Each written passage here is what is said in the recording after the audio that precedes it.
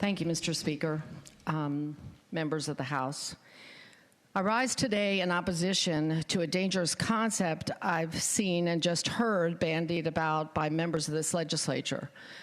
I don't have any problem, nor does anyone else on this side of the aisle, standing up to our governor. We happen to think that he's doing a good job. Some of the things that you talked about, we might need to remind you that Governor Northam also put up a hotline not too long ago for the business community to call in and talk about things that they saw happening in the public eye.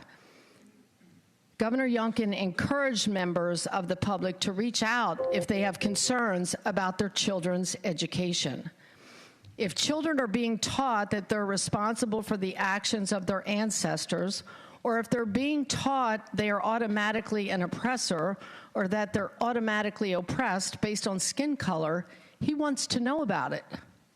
He wants to know if children are being denied their rights. How did some in the other party react to this? They called it all kinds of awful. Spying. Mr. Speaker, I'm almost at a loss for words. When did what goes on inside a classroom become a state secret? Transparency goes hand in hand with the parent's right to oversee the education of their children. Said simply, parents need to be able to be aware of what's being taught in the classroom.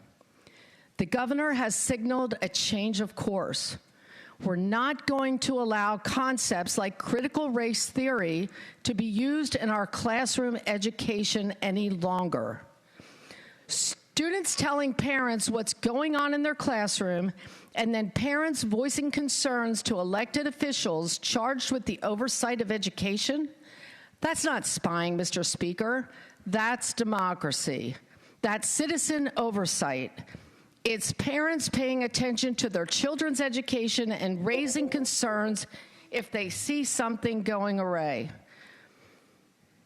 It's been said on the floor multiple times in recent days that the other party has learned nothing from November. After hearing this, I'm convinced that sentiment is correct. Let us be clear once again, children do not belong to the state. They do not belong to the community. Parents are charged by God in this Commonwealth with their care and nurture for 18 years. Parents are in charge of their children.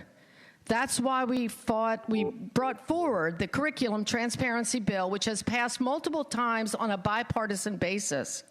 It lets parents know if their students will be taught from explicit materials and lets the parents decide if they want their students to continue with that material.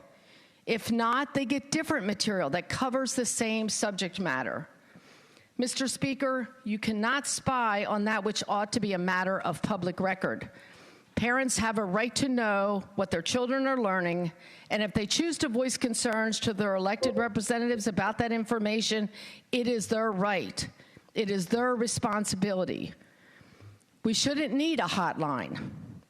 But it seems that the other side thinks parents' involvement ends at the door of the classroom. That's wrong. We stand with parents, Mr. Speaker. Thank you very much.